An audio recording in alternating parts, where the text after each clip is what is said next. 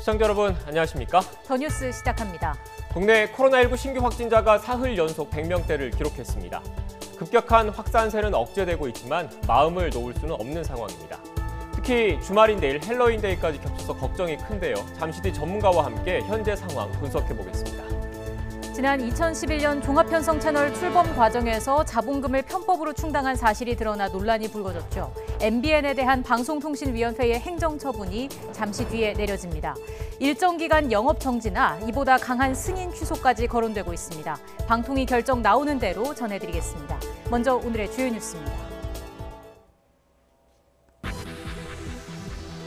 오늘 오전 11시 50분쯤 서울 북한산 족두리봉 등산로에서 불이 났습니다. 인명피해는 확인되지 않은 가운데 소방당국은 화재 대응 1단계를 발령하고 헬기 4대 등을 동원해 진화 작업을 벌이고 있습니다. 평검사를 겨냥한 추미애 장관의 글에 대해 검찰 내부 게시판에 일선 검사들의 비판이 잇따르면서 집단 반발 조짐이 나타나고 있습니다. 일부 검찰의 자성을 촉구하는 글도 올라오고 있습니다. 수도권의 산발적 집단 감염이 계속되면서 국내 코로나19 신규 확진자가 사흘 연속 100명을 넘었습니다. 특히 각종 소모임이나 학교, 사우나 등 일상적 공간으로 확산세가 번지면서 방역당국이 바짝 긴장하고 있습니다. 방송통신위원회가 잠시 뒤 전체 회의를 열고 지난 2011년 출범 과정에서 자본금을 편법으로 충당한 사실이 드러난 MBN에 대한 행정처분을 의결합니다. 승인 취소와 영업 정지를 놓고 막판까지 고심을 거듭하는 것으로 알려졌습니다. 우리 측의 공동조사 요구에 침묵하던 북한이 서해 공무원 피격 사건의 우선적 책임은 남측에 있다며 반발하고 나섰습니다.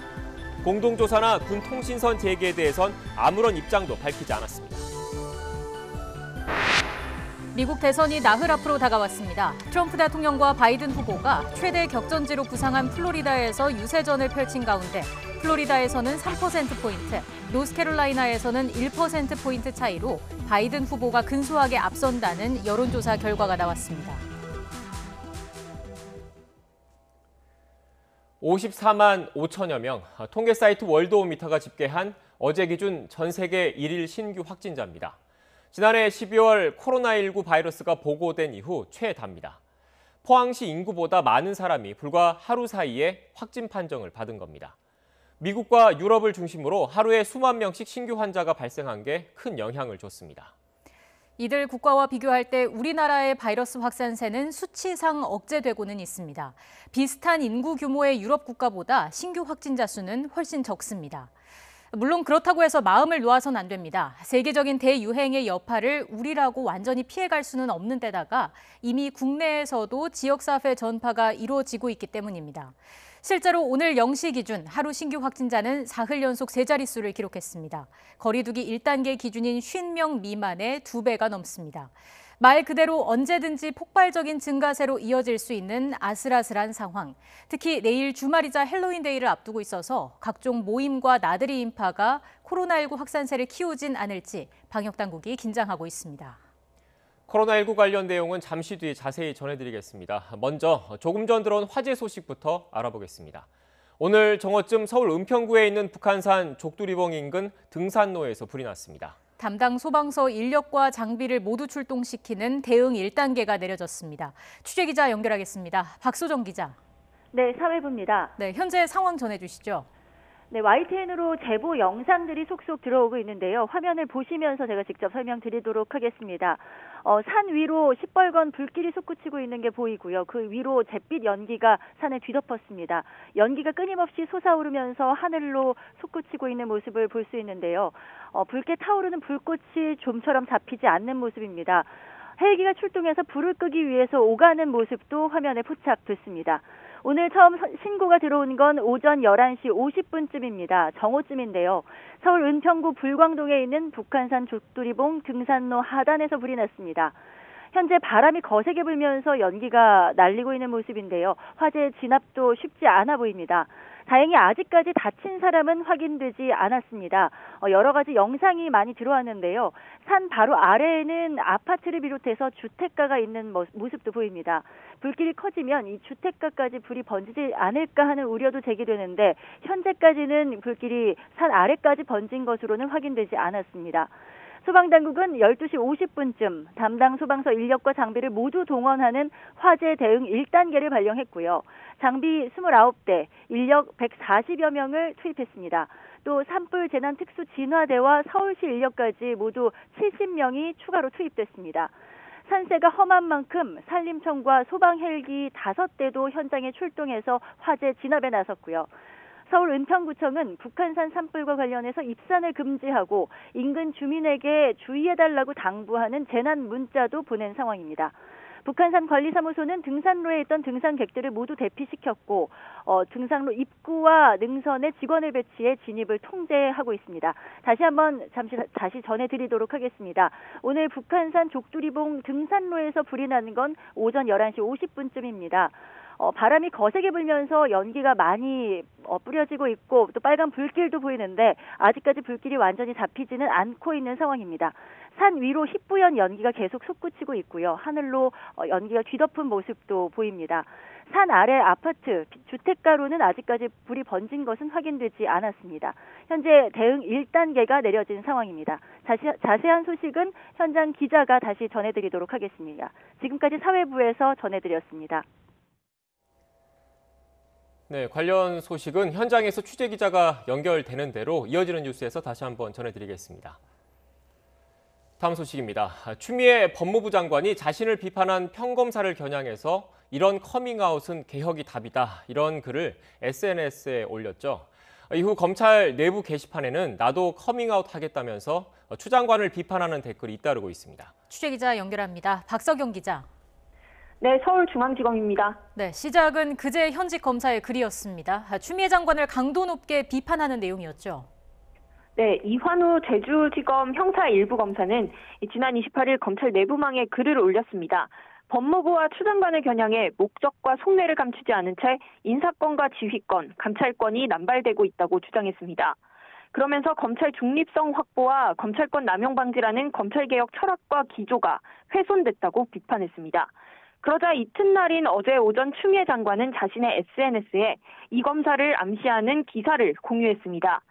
이 기사는 동료 검사를 보호하려고 피의자를 오랫동안 구금하고 면회까지 막았다는 내용인데요.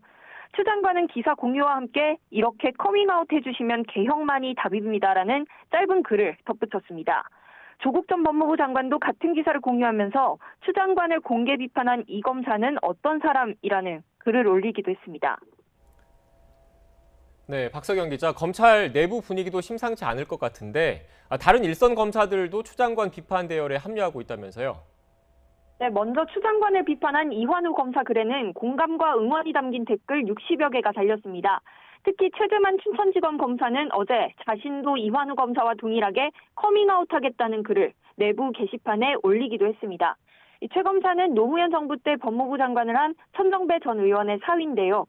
최 검사는 추 장관이 수사지휘권을 남발하는 등 모든 수단을 동원해 검찰을 압박하고 편을 갈라 정권의 비판적인 검사들을 마치 검찰개혁에 반발하는 세력인 것처럼 몰아붙이고 있다고 비판했습니다. 해당 글에는 오늘 아침까지 나도 커밍아웃하겠다는 댓글 90개가 넘게 달렸습니다. 이와 별도로 이복현 대전지검 형사 1부장도 글을 올려서 소속 검찰청과 상의도 없이 일선 검사를 법무부 감찰관실로 파견 보냈다며 박근혜 정부 최모 씨의 인사농단 느낌이라고 꼬집었습니다. 네, 추 장관이 지휘권을 발동한 사건들 수사는 어떻게 진행되고 있습니까? 네, 서울중앙지검은 어제 영등포 세무서와 중부지방국세청을 압수수색했습니다. 윤 총장 최측근 윤대진 사법연수원 부원장의 친형인 윤우진 전 세무서장의 뇌물수수 사건과 수사무마 의혹 관련입니다. 영등포 세무서는 윤 전 서장이 지난 2010년에 근무했는데 당시 뇌물수수 의혹에 대해 윤 전 서장은 혐의 없음 처분을 받았습니다. 윤 총장은 대검에서 근무하던 당시 윤 전 서장 측에 중수부 출신 변호사를 소개해줬다는 의혹을 받았는데 최근 추미애 장관은 윤 총장에게 이 사건 관련 수사 지휘 배제를 지시했습니다. 추 장관이 지휘권을 발동한 라임 사태 수사와 관련해서는 서울 남부지검이 핵심 인물인 김봉현 전 스타모빌리티 회장을 상대로 출정 조사를 하고 검사를 접대했다는 날짜를 특정하는 등 수사에 속도를 내고 있습니다. 지금까지 서울중앙지검에서 YTN 박석영입니다. 횡령과 뇌물 등의 혐의로 어제 징역 17년을 확정받은 이명박 전 대통령이 다음 주 재수감을 앞두고 병원 진료를 받았습니다.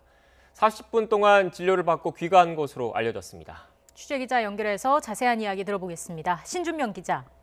네, 사회부입니다. 네, 이 전 대통령이 병원 진료를 받은 뒤에 귀가했다고요? 네, 그렇습니다. 서울대학교 병원 측은 이명박 전 대통령이 오늘 오전 10시부터 40분간 진료를 받고 귀가했다고 밝혔습니다. 앞서 이 전 대통령은 오전 9시 20분쯤 자택에서 나서 서울 종로구에 있는 서울대병원에 도착했습니다. 대법 판결 뒤 처음으로 모습을 드러냈는데요. 느린 걸음으로 부인인 김윤옥 여사의 부축을 받으며 병원으로 들어갔습니다. 하지만 대법원 판결에 대한 직접적인 입장 발표 등은 없었습니다. 이 전 대통령 측은 이번 병원 진료가 예약되어 있었다며 당초 오늘 이뤄질 것으로 예상된 죄수감을 다음 주 월요일인 다음 달 2일로 늦춰달라고 검찰에 요청했습니다. 검찰도 이 전 대통령이 고령인 점 등을 고려해 요청을 받아들였고 이에 따라 오늘 병원 방문이 이뤄지게 됐습니다. 대법원은 어제 특정범죄 가중처벌법상 뇌물 등 혐의로 기소된 이 전 대통령에 대해 징역 17년에 벌금 130억 원을 선고한 원심을 확정했습니다. 이에 따라 이 전 대통령은 다음 달 2일 서울중앙지검을 거쳐 서울 동부구치소에 재수감됩니다. 앞서 이 전 대통령 측은 어제 법치가 무너졌고 나라의 미래가 걱정된다면서 대법원 판단이 공정하지 못했다고 지적하는 입장을 내놨습니다. 오늘 병원 진료를 위한 외출을 하며 이 전 대통령이 직접 입장을 밝힐 것으로 예상되기도 했지만 일단 별다른 말 없이 병원 진료만 다녀온 것으로 보입니다. 지금까지 사회부에서 전해드렸습니다. 어제 국회에서 체포동의안이 가결된 더불어민주당 정정순 의원에 대해서 법원이 체포영장을 발부했습니다. 정 의원 측은 애초 검찰에 자진 출석할 계획이지만 영장이 발부되면서 검찰이 영장을 집행할지 관심이 쏠리고 있습니다. 취재기자 연결해서 자세한 소식 알아보겠습니다. 이성우 기자. 네, 충북 청주입니다. 네, 체포영장이 발부되면서 정 의원이 언제 검찰에 출석할지 이목이 집중되는데 상황 어떻습니까? 네, 그렇습니다. 어제 체포동의안이 국회를 통과한 지 9시간 만인 오늘 0시쯤 정정순 의원에 대한 체포영장이 발부됐습니다. 예상보다 빠르게 영장이 발부된 건데요. 영장이 발부됨에 따라 검찰은 강제로 정 의원에 대한 신병 확보가 가능해졌습니다. 하지만 검찰이 당장 영장을 집행할지는 미지수입니다. 정 의원 측이 오늘 검찰에 자진 출석 의사를 전달할 계획인 것으로 알려졌기 때문입니다. 정 의원 측 변호인은 검찰을 찾아 자진 출석을 위한 일정 등을 논의할 예정인 것으로 전해졌습니다. 정식으로 자진 출석 의사를 전달하기 전에 예상보다 빨리 영장이 발부되면서 상황도 매우 급하게 변하고 있는 겁니다. 검찰이 정 의원 측의 자진 출석 제안을 받아들일지 영장을 집행할지는 아직 예측할 수 없는 상황입니다. 만일 검찰이 자진 출석 의사를 받아들인다면 정 의원은 다음 주 초반에 검찰에 출석할 것으로 보입니다. 앞서 청주지검은 정 의원을 공직선거법 위반 혐의로 불구속 기소했습니다. 지난 4.15 총선 과정에서 회계 부정을 저지르고 불법 정치자금 등을 수수한 혐의인데요. 이 가운데 지난 15일 공소시효가 만료된 선거법 위반 혐의는 먼저 기소돼 다음 달 18일 첫 재판이 열립니다. 여기에 검찰은 일부 선거법 위반과 정치자금법, 개인정보보호법 위반 혐의에 대한 조사도 이어가고 있습니다. 정 의원 관련 사건에 연루된 선거개표 관계자, 시의원 등 7명도 재판이 진행 중이거나 개시를 앞둔 상황입니다. 지금까지 충북 청주에서 YTN 이성호입니다. 방송통신위원회가 지난 2011년 종합편성 채널 출범 과정에서 자본금을 편법으로 충당한 사실이 드러난 MBN에 대한 행정처분을 의결합니다. 이를 결정하기 위한 전체 회의가 열립니다. 자세한 내용 취재기자 연결해서 알아보겠습니다. 차유정 기자. 네, 경제부입니다. 네, MBN에 대한 행정처분이 오늘 결정되는 거죠?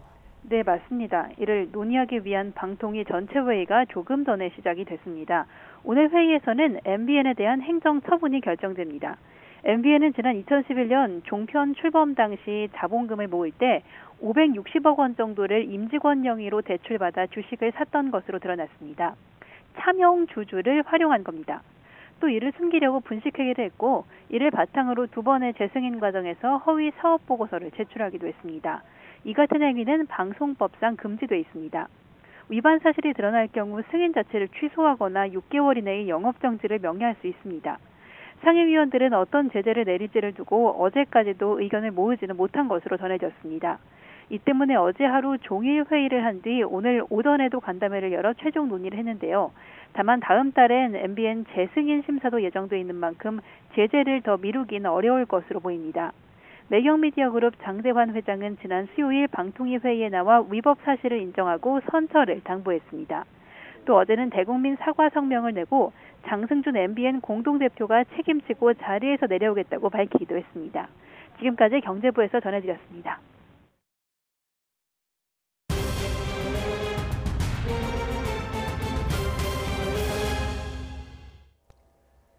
지금부터는 코로나19 관련 소식 전해드리겠습니다.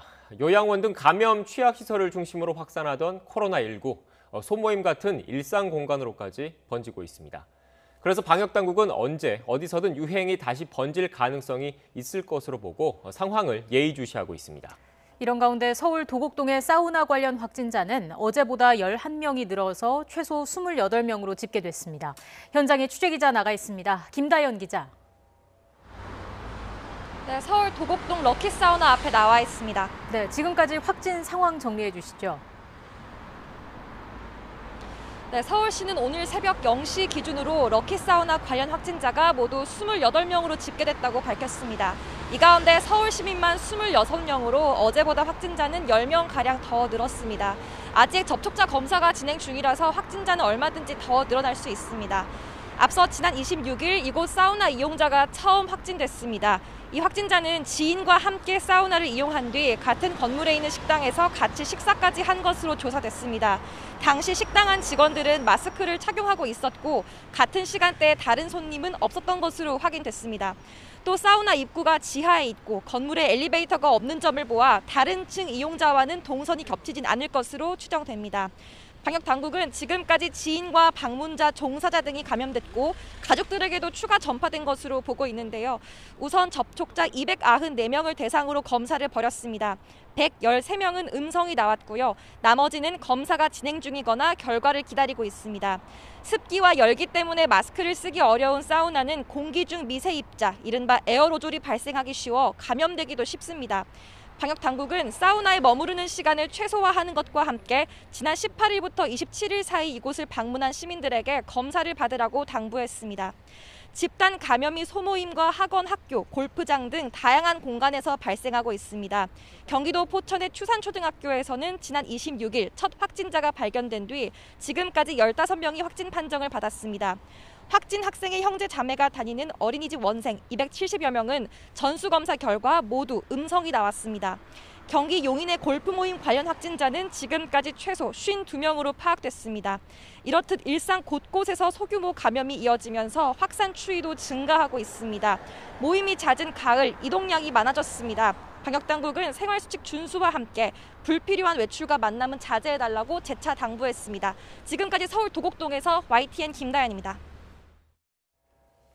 헬로윈 데이를 하루 앞두고 전국 지자체와 방역당국 많은 사람이 몰릴까 바짝 긴장하고 있습니다. 헬로윈 기간에만 매년 10만 명이 모인다는 서울 이태원 거리 상인들은 안전한 축제를 준비하겠다면서 주요 길목에 방역 게이트를 설치했습니다. 현장에 있는 취재기자 연결하겠습니다. 정현우 기자. 네, 서울 이태원에 나와 있습니다. 네, 헬로윈 데이를 앞두고 이태원 거리에 방역 게이트가 설치된다고 하는데 이건 어떻게 운영되는 겁니까? 네, 이곳은 펍 등이 몰려있는 이태원 세계음식거리인데요. 제 왼편을 보시면 이렇게 방역 게이트, 이태원 상인들이 준비한 특별 방역 게이트가 준비되어 있습니다. 이게 왼편에서 QR코드를 찍고서 체온을 잰 뒤에 이곳 안쪽을 보시면 이렇게 문 안쪽에서 양쪽에서 소독액이 분사되는 모습을 볼 수 있습니다. 사람들이 주로 들어오는 이곳과 이태원 세계음식거리 뒤편에 방역 게이트를 2개 설치를 해서 이곳 이태원 상인들은 최대한 방역에 허점이 없도록 하겠다는 계획입니다. 용산구는 헬로윈 데이를 앞두고 지난 26일부터 이번 주말까지를 특별 방역 추진 기간으로 뒀는데요. 이태원 일대 유흥주점이나 PC방 등 고위험 시설 174곳에서 방역 수칙이 잘 지켜지는지 점검도 강화해 구청 직원 14명을 투입해 단속을 이어가고 있습니다. 또 본격적으로 사람이 몰릴 것으로 보이는 오늘부터는 현장 상황 대응반을 운영하는데요. 구직원 10명이 이태원 거리의 구역을 맡아 순찰하면서 방역 수칙을 제대로 지키는지 점검합니다. 서울시 역시 어제부터 3일 동안 젊은 층이 몰리는 클럽 등 108곳에 방역 전담 공무원을 배치해 집중 관리하기로 했습니다. 이용자들이 거리두기나 마스크 착용을 잘 하는지 또 업주가 1시간에 한 번씩 환기 시간을 갖는지 점검합니다. 식약처와 경찰청도 전국 지자체와 함께 점검반을 구성해 오늘 밤 10시부터 다음날 오전 3시까지 전국 주요 지역 유흥시설을 대상으로 핵심 방역 수칙을 점검합니다. 한 번이라도 방역 수칙을 어긴 업소에 대해선 원스트라이크 아웃제를 적용해 즉시 집합금지나 고발 조치를 한다고 합니다. 이런 가운데 일부 유명 클럽들도 하나둘 문을 닫겠다는 공지문을 게시하기도 했습니다. 서울 시내 클럽 22곳과 감성주점 46곳, 콜라텍 17곳 등 손님들이 춤을 출 수 있는 유흥업소 85곳이 자발적으로 휴업에 들어갑니다. 젊은이들도 작은 파티룸이나 숙소에 소규모로 모여 헬로윈을 즐기겠다는 움직임도 보이고 있습니다. 지금까지 이태원 세계음식거리에서 YTN 정현우입니다. 정세균 국무총리는 하루 앞으로 다가온 헬로윈 데이와 관련해 젊은이들은 가능하면 모임이나 행사를 자제하고 마스크 착용 등 개인 위생 수칙을 준수해달라고 당부했습니다. 정 총리는 오늘 오전 안동 경북도청에서 주재한 중앙재난안전대책본부 회의에서 다행히 서울 주요 클럽이 방역을 위해 휴업을 결정했지만 안심할 수 없다며 이같이 말했습니다. 그러면서 자칫 인파가 밀집한 상태에서 감염이 전파되면 대규모로 확산할 여지가 충분한 만큼 관계 부처와 지자체는 헬로윈데이가 대규모 확산의 발원지가 되지 않도록 방역에 모든 역량을 집중해달라고 주문했습니다. 자가격리 지침을 어기고 외출한 20대가 징역형의 집행유예를 선고받았습니다. 서울 서부지방법원은 감염병 예방법 위반 혐의로 재판에 넘겨진 29살 A씨에게 징역 6개월에 집행유예 2년을 선고하고 120시간의 사회봉사를 명령했습니다. 재판부는 격리조치 위반은 큰 사회적 위험성과 비용을 초래할 수 있어 비난 가능성이 크고 위반 횟수와 목적, 이동 거리 등을 비춰보면 죄질도 무겁다고 판단했습니다. 글로벌 제약사들이 코로나19 백신 개발 경쟁을 벌이는 가운데 미국의 최고 감염병 전문가가 올해 안에 백신이 나오기는 어렵다 이런 전망을 내놨습니다. 또 영국의 백신 전문가는 초기 백신은 결함이 있을 수 있다며 효과에 대해 너무 낙관하지 말라고 경고했습니다. 보도에 김형근 기자입니다. 올해 안에 코로나19 백신이 나오기 어렵다. 앤서니 파우치 미 국립알레르기 전염병 연구소 소장은 미국 의사협회 저널 인터뷰에서 이같이 전망했습니다. 제약사들이 올해 안에 긴급 사용 승인을 위한 임상시험 자료를 제출하더라도 미 식품의약국 FDA가 내년 1월 전에는 승인을 내주지 않을 거라는 겁니다. 그러면서 FDA는 안전성과 효능의 지속 측면에서 더 신뢰할 만한 데이터를 추가로 원할 것이라고 덧붙였습니다. 제약사들의 백신 개발 속도도 지체되고 있습니다. 선두 주자 중 하나인 미국 화이자는 최종 임상시험 데이터 확보가 지연되고 있다고 밝혔습니다. 그동안 최종 임상시험 결과를 10월 말까지 공개하겠다고 말해왔지만 이보다 시일이 더 걸릴 수 있다고 입장을 바꿨습니다. 화이자 외에도 영국의 아스트라제네카와 미국의 존슨앤존슨, 모더나가 치열하게 백신 개발 경쟁을 벌이고 있습니다. 영국 정부의 코로나 백신 개발을 이끄는 케이트 빙엄 백신 TF 위원장은 코로나 백신이 1차 출시되더라도 대유행을 종식시키지 못할 것이라고 밝혔습니다. 그러면서 초기 백신은 결함이 있을 수 있으며 백신이 감염을 예방하기보다는 증상을 약화하는 데 그치는 상황, 또 모두에게 효과가 있지 않거나 효과가 오래 가지 않는 상황에 대비해야 한다고 밝혔습니다.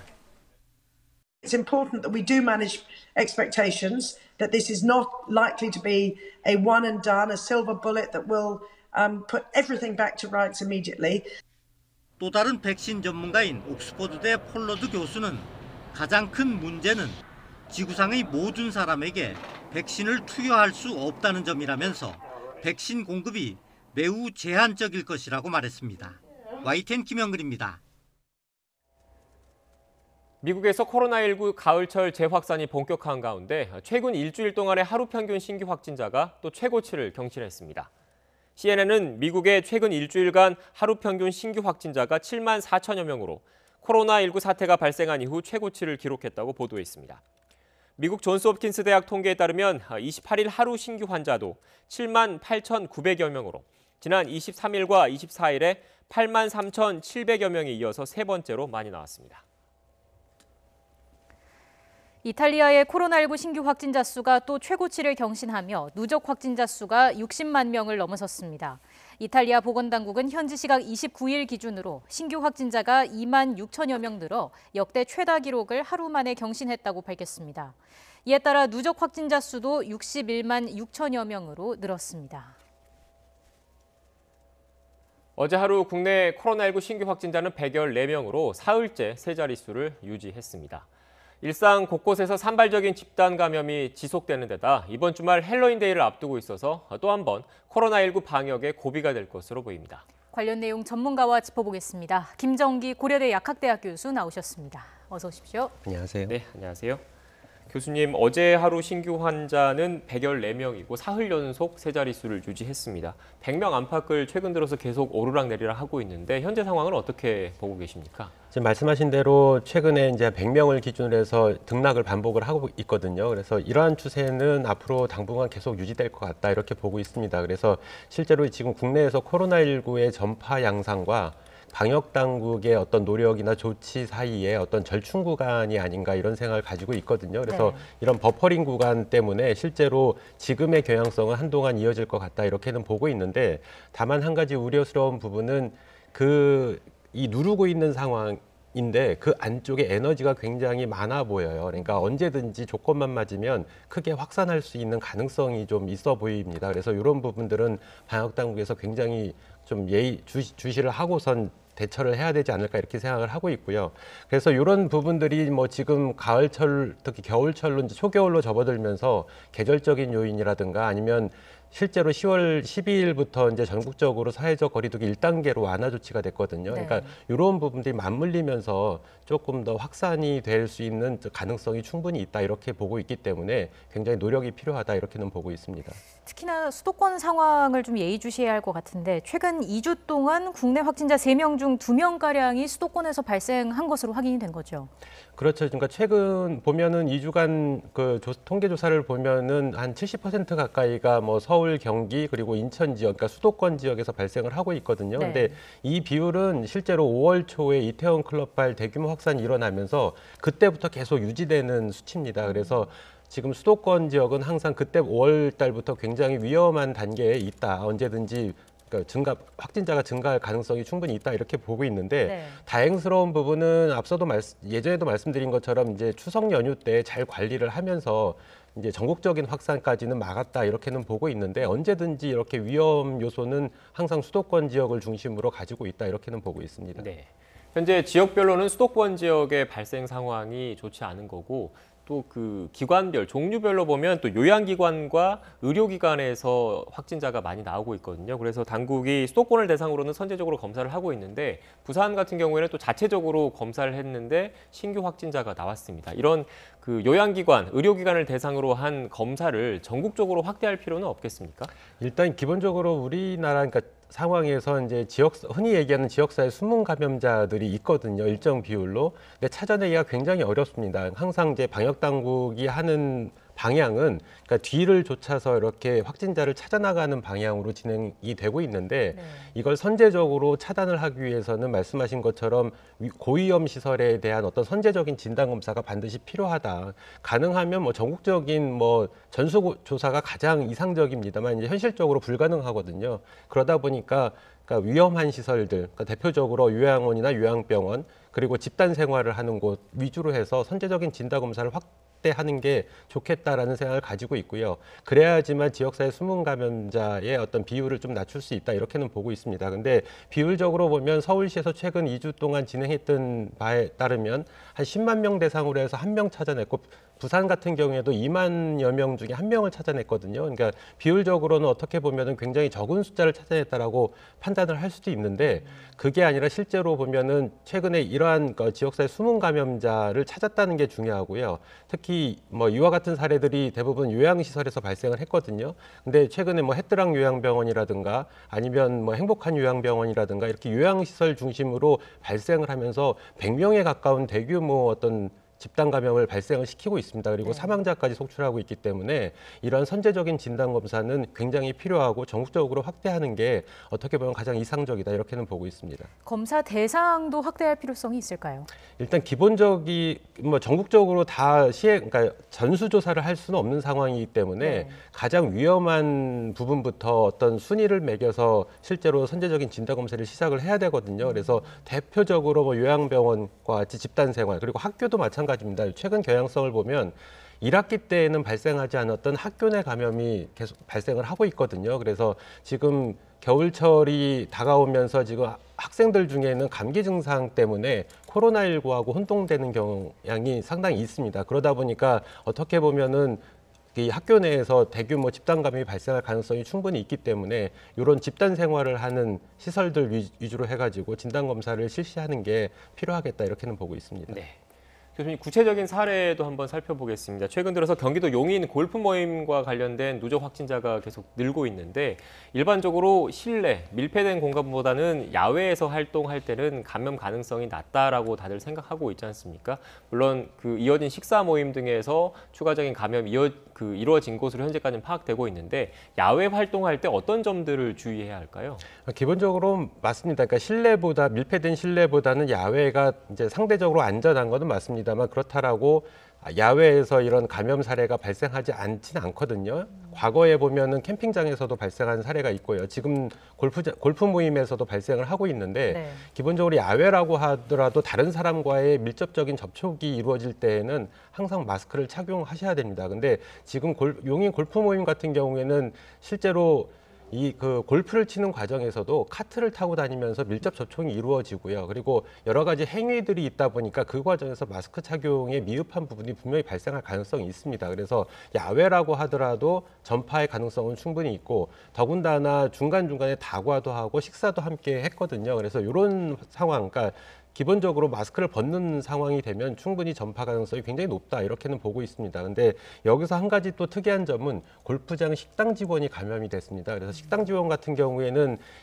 그 골프 모임을 했던 회원들하고의 어떤 밀접적인 접촉, 그러니까 마스크를 벗고 접촉을 하지는 않았을 걸로 추정을 하고 있거든요. 그래서 지금 이 골프장 직원 같은 경우에는 실제로 그러니까 호흡기를 통한 전파보다는 제가 보기엔 비생체 매개 접촉물이라고 그래서 어떤 물건이나 이런 것들에 의해서 향후에 본인이 마스크를 벗고 손이나 이런 것들이 입이나 호흡기 주변에 이렇게 접촉을 하게 되면서 전파가 되지 않았나 이런 생각을 가지고 있습니다. 그래서 물론 기본적으로는 호흡기 관련돼 있는 마스크 착용이 가장 중요합니다만 그러니까 손을 깨끗하게 청결하게 유지하는 것도 굉장히 필요하겠다 이런 생각을 가지고 있습니다. 네, 앞서 말씀하신 그게 용어가 어려워서 쉽게 얘기해서 식당에서 쓰는 그릇이라든지 식기 같은 걸 통해서도 그 전파됐을 가능성이 있다, 그 배제할 수 없다 이런 말씀이신 겁니까? 그렇죠. 이게 비생체 매개 접촉물이라는 게 그러니까 환경, 그러니까 물건에 의해서 전파가 매개로 해가지고 전파가 되는 상황을 말씀을 드리는 겁니다. 그래서 이런 물건들, 그러니까 오염돼 있는 물건을 손으로 만지고 그 다음에 손을 씻거나 손소독제를 사용하지 않은 상황에서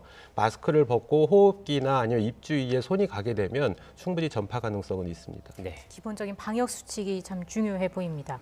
또 서울 강남구 럭키사우나 관련 상황도 심상치 않습니다. 30명 가까이 확진자가 나왔는데 방역 당국이 에어로졸을 언급하면서 각별한 주의를 당부했습니다. 어떤 의미가 있습니까? 그러니까 우리가 에어로졸 하면 같은 말로 우리나라 말로는 공기 전파를 얘기를 하는데요. 우리가 흔히 또 이제 국민들께서 오해하실 수 있는 부분이 공기 전파 이렇게 말씀을 드리면 바이러스가 공기에서 그냥 혼자 이렇게 떠다니는구나라고 생각을 하실 수 있는데 실제로는 그렇지 않고요. 이 공기 중에는 작은 그 수증기 입자들이 있거든요. 여기에 묻어서 바이러스가 전파가 되는 경향입니다. 이걸 에어로졸이라고 얘기를 하는데 일단 사우나 같은 경우에는 비단 최근에 발생하고 있는 사우나 내에서의 어떤 집단 감염뿐만 아니라 과거에도 간혹 있었거든요. 근데 이 사우나 같은 경우에는 공기 중에 굉장히 그 수증기 입자가 많고요. 이런 환경에서 바이러스 입자가 수증기에 묻어 있으면서 그걸 호흡했을 때 충분히 감염이 있습니다. 더군다나 사우나 같은 경우에는 온탕같이 온도가 높은 환경에서는 바이러스가 이제 비활성화될 가능성은 충분히 있습니다만 뭐 냉탕이라든가 여러 가지 또 환경들이 있고요. 그리고 밖에 나와서 어떤 뭐 몸을 닦거나 아니면 옷을 갈아입거나 하는 락카룸 같은 데에서도 충분히 전파 가능성이 있기 때문에 더군다나 사우나 같은 경우에는 마스크를 쓰고선 사우나를 할 수 없는 환경이거든요. 그래서 굉장히 위험한 요소를 갖추고 있다 이렇게는 보고 있습니다. 네. 그렇다고 사우나나 목욕탕을 안 가는 것도 사실 쉽지 않은데 어떤 점들을 그럼 주의해야 되겠습니까? 일단 가장 이상적인 거는 방문을 자제하는 게 가장 좋습니다. 그리고 부득이 가게 되면 글쎄요, 이 환경에서는 만약에 마스크를 벗는 환경이라면 그 안에 그리고 같이 그 공간에 있었던 사람 중에 감염된 분이 계신다라면 충분히 감염 가능성이 있습니다. 그래서 뭐 가장 조금 어려운 부분이긴 합니다만 마스크를 기본적으로 쓰셔야 된다 이렇게는 보고 있습니다. 네. 또 다른 사례도 보겠습니다. 신천지 사태 때 한 차례 홍역을 치렀던 대구에서 또다시 교회 집단 감염이 발생했습니다. 일단 교회 측은 방역 수칙을 지키면서 예배를 했다라고 했습니다만 이 소모임이 문제였던 것으로 보이고 있지 않습니까? 그러니까 기본적으로 지금 10월 12일 날 전국적으로 일단 사회적 거리두기 1단계로 완화를 하면서 이제 대면 예배가 제한적으로 허용이 되기 시작했습니다. 그래서 네. 수도권 같은 경우에는 좌석수 대비 30% 정도만 대면 예배를 할 수 있도록 굉장히 제한적인 조치를 하고 있거든요. 더불어서 소모임이나 교회 내에서 식사는 금지하고 있는데요. 일단 지자체별로는 상황에 맞게 지자체에서 나름의 방역 수칙을 정하도록 되어 있는데 모르겠습니다. 이 부분은 확인이 필요하긴 합니다만 대구 같은 경우에도 소모임은 금지돼 있을 걸로 보고 있거든요. 근데 일단 대면 예배 자체는 어떻게 보면 상대적으로 전파의 가능성은 상당히 낮습니다. 기본적으로 예배를 보면서 마스크를 착용을 하고 계시거든요. 근데 지금 말씀하신 것처럼 그 이후에 소모임이라든가 아니면 그 그룹별로 해서 식사를 하신다든가 카페를 방문하신다든가 이런 과정에서 전파가 충분히 일어날 수가 있습니다. 지금 대구 사례 같은 경우에도 이런 부분, 그러니까 소모임 때문에 발생을 한 것 같고 소모임에서는 대화를 지속적으로 하게 되고 음식이나 다과를 할 수밖에 없는 상황이 놓여질 수가 있거든요. 그러다 보니까 충분히 전파 가능성이 있다. 그래서 실제로 이 부분은 어떻게 보면 사회적 거리두기 1단계 완화의 부작용 중에 대표적인 사례가 아닐까. 완화를 하면서 예배를 허용하다 보니까 소모임 어떤 모임이 이루어지면서 이 과정에서 전파가 된 걸로 보고 있습니다. 그래서 일단은 완화를 했으니까 그거에 대한 철저한 사후 방역 조치나 관리가 필요하겠다 이런 생각을 가지고 있고요. 그리고 교회나 뭐 성당 다 마찬가지인데 이 자체적으로 이러한 부분에서 계속 그러니까 어떤 주의를 좀 부탁드리는 이런 말씀들을 교인들한테 지속적으로 할 필요가 있다 이렇게 생각을 가지고 있습니다. 네. 교수님, 그리고 내일이 헬로윈 데이지 않습니까? 앞서 취재기자 통해서도 서울 이태원 거리의 모습을 전해드렸는데 이태원 거리에 방역 게이트라는 게 설치가 됐더라고요. 그게 효과가 있겠습니까?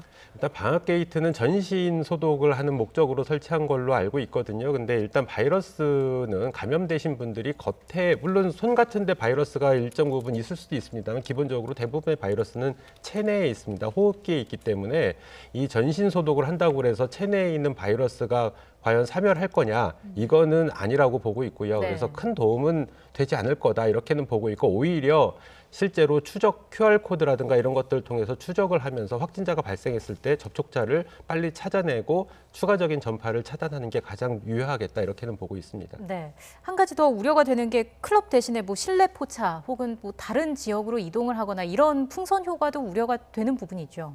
충분히 있죠. 지금 이태원의 이제 대부분의 클럽 같은 경우에는 과거 5월 달에 이태원 클럽발 확산이 일어나면서 실제 그 당시에 경험을 한 사례가 있습니다. 그리고 지금 방역 당국에서 하기로는 이제 확진자가 발생했을 때에는 300만 원 이하의 벌금이라든가 아니면 2주간 집합금지 조치가 취해지거든요. 그러니까 지금은 사회적 거리두기 1단계로 완화되면서 모처럼 영업을 다시 재개하고 있는데 이런 상황이 되면 또 2주간 영업을 할 수가 없는 어떤 경제적으로 굉장히 큰 손실을 입게 됩니다. 그러다 보니까 일단 헬로윈 데이 때 실제로 영업을 중단하는 그런 그 클럽들이 굉장히 많다라고 들었거든요. 네. 반면에 찾는 사람들 같은 경우에는 다른 곳으로 확장될 가능성이 있습니다. 그래서 충분히 풍선 효과의 어떤 위험성은 충분히 있다 이렇게는 보고 있습니다. 그래서 지금 이런 부분들이 그러니까 아까 처음에 말씀드린 것처럼 지금 단계에는 100명 안팎으로 해서 신규 확진자가 등락을 반복하고 있지만 그 에너지적인 측면에서는 언제든지 확산하려고 하는 에너지가 굉장히 팽창돼 있는 단계거든요. 그래서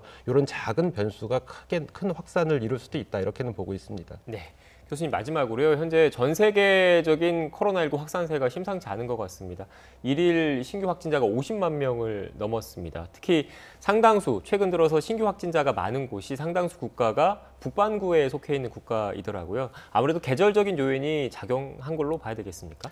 일단 계절적인 요인을 무시할 수는 없다 이렇게는 보고 있습니다. 호흡기 바이러스, 모든 바이러스도 마찬가지지만 특히 호흡기 바이러스 같은 경우에 온도에 굉장히 민감합니다. 그래서 온도가 낮으면 더 활성이 증가하거든요. 그리고 더군다나 이게 공기 중에 있는 아까 말씀드린 에어로졸 입자가 작아지면서 보다 멀리까지 이렇게 확산되는 경향을 보입니다. 그러다 보니까 아무래도 계절적인 요인도 있고요. 더군다나 오랫동안 지금 코로나19 상황이 전 세계적으로 좀 이어지면서 전 세계인들이 약간 피로감을 느끼고 방역 조치도 경제적인 부분 때문에 완화하고 있거든요. 이런 것들이 맞물려서 지금의 상황에 이르지 않았나 이런 생각을 가지고 있습니다. 네, 알겠습니다.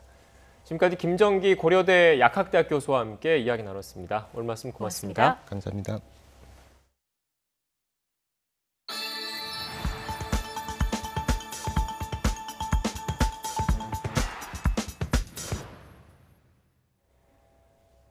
가을 추위가 누그러지고 선선한 날씨가 이어지고 있습니다. 하지만 휴일에 비가 내리고 난 뒤 다음 주에는 올가을 들어서 가장 심한 추위가 찾아오겠습니다. 날씨 알아보겠습니다. 권혜인 캐스터. 네, 노을공원에 나와 있습니다. 네, 가을 추위가 조금 누그러졌다고요? 네, 맞습니다. 가을 추위가 누그러지고 따뜻한 가을볕이 내리쬐면서 기온이 껑충 올랐습니다. 현재 서울 기온은 18.7도로 아침과 비교해서 기온이 13도가량 크게 올랐습니다. 추위는 누그러졌지만 아침과 낮과 밤의 일교차는 여전히 크게 벌어지고 있으니까요. 퇴근길에는 옷차림에 신경 써주셔야겠습니다. 주말인 내일은 구름 많고 일교차 큰 가을 날씨가 이어지겠습니다. 하지만 휴일에는 비 소식이 있는데요. 오전에 중북부 지방을 시작으로 오후에는 충청과 호남 지방에 비가 내리겠습니다. 이후 다음 주 월요일에는 충청 이남 지방에 비가 오겠고요. 비가 지난 뒤 다음 주에는 올가을 들어 가장 심한 추위가 찾아오겠습니다. 다음 주 화요일 서울의 아침 기온은 3도, 수요일에는 0도까지 떨어지면서 초겨울 추위가 기승을 부리겠습니다. 들쑥날쑥한 기온 변화에 면역력이 떨어지기가 쉽습니다. 면역력이 떨어지면 감기 등 호흡기 질환에 걸리기 쉬우니까요. 건강관리에 신경 써주시기 바랍니다. 지금까지 노을공원에서 YTN 권혜인입니다. 오늘 오전 11시 50분쯤 서울 북한산 족두리봉 등산로에서 불이 났습니다. 인명피해는 확인되지 않은 가운데 소방당국은 화재 대응 1단계를 발령하고 헬기 넉 대 등을 동원해 진화 작업을 벌이고 있습니다. 평검사를 겨냥한 추미애 장관의 글에 대해 검찰 내부 게시판에 일선 검사들의 비판이 잇따르면서 집단 반발의 조짐이 나타나고 있습니다. 일부 검찰의 자성을 촉구하는 글도 올라오고 있습니다. 수도권의 산발적 집단 감염이 계속되면서 국내 코로나19 신규 확진자가 사흘 연속 100명을 넘었습니다. 특히 각종 소모임이나 학교, 사우나 등 일상적 공간으로 확산세가 번지면서 방역 당국이 바짝 긴장하고 있습니다. 방송통신위원회가 오후 2시부터 전체 회의를 열고 지난 2011년 출범 과정에서 자본금을 편법으로 충당한 MBN에 대한 행정처분을 논의하고 있습니다. 승인 취소와 영업정지를 놓고 막판까지 고심을 거듭하는 것으로 알려졌습니다. 우리 측의 공동조사 요구에 침묵하던 북한이 서해 공무원 피격 사건의 우선적 책임은 남측에 있다며 반발하고 나섰습니다. 공동조사나 군 통신선 재개에 대해선 아무런 입장도 밝히지 않았습니다. 미국 대선이 나흘 앞으로 다가왔습니다. 트럼프 대통령과 바이든 후보가 최대 격전지로 부상한 플로리다에서 유세전을 펼친 가운데 플로리다에서는 3%포인트, 노스캐롤라이나에서는 1%포인트 차이로 바이든 후보가 근소하게 앞선다는 여론조사 결과가 나왔습니다. 더 뉴스 이어가겠습니다. 오늘 정오쯤 북한산 족두리봉 인근 등산로에서 불이 났습니다. 등산객들은 급히 대피했고 소방당국과 산림청 등 인력 270여 명이 투입돼서 화재 진압이 진행되고 있습니다. 대응 1단계가 내려졌는데 현재 큰 불길은 잡힌 상태입니다. 취재기자 연결합니다. 박기환 기자. 네, 서울 은평구 북한산 화재 현장에 나와 있습니다. 네, 현재 상황 전해주시죠. 네, 지금 제 뒤에 보시는 것처럼 희뿌연 연기가 산에서 조금씩 계속 올라오고 있는데요. 불꽃도 보이지 않아서 화재 직후보다는 많이 잦아든 모습입니다. 하지만 소방당국은 만약의 사태에 대비해서 마지막까지 진화에 최선을 다하고 있는데요. 제가 지금 올라와 있는 인가와 화재가 발생한 곳까지 채 300m가 떨어져 있지 않는데요. 그만큼 혹시 모를 잔불이 인가로 퍼져나가지 않을까 하는 마음에 꼼꼼하게 확인하고 있습니다. 첫 신고가 들어온 건 오늘 오전 11시 50분쯤입니다. 서울 은평구 불광동에 있는 북한산 족두리봉 등산로 하단에서 불이 났다는 신고였는데요. 제보받은 영상을 보면 상중턱에서 연기가 많이 피어오르고 있는데 항공 촬영 영상에서는 붉게 타오르는 불꽃도 일부 보입니다. 다행히 이 불로 아직 다친 사람은 확인되지 않았습니다. 소방당국은 12시 50분쯤 담당 소방서 인력과 장비를 모두 동원하는 화재 대응 1단계를 방역했고 2시간째 유지되고 있습니다. 장비 29대와 인력 140명이 진압에 투입됐습니다. 또 산불 재난 특수 진화대와 서울시 인력의 군 인력까지 130여 명이 추가됐습니다. 산세가 험한 만큼 산림청과 소방헬기 등 5대도 현장에 출동해 화재 진압에 나섰습니다.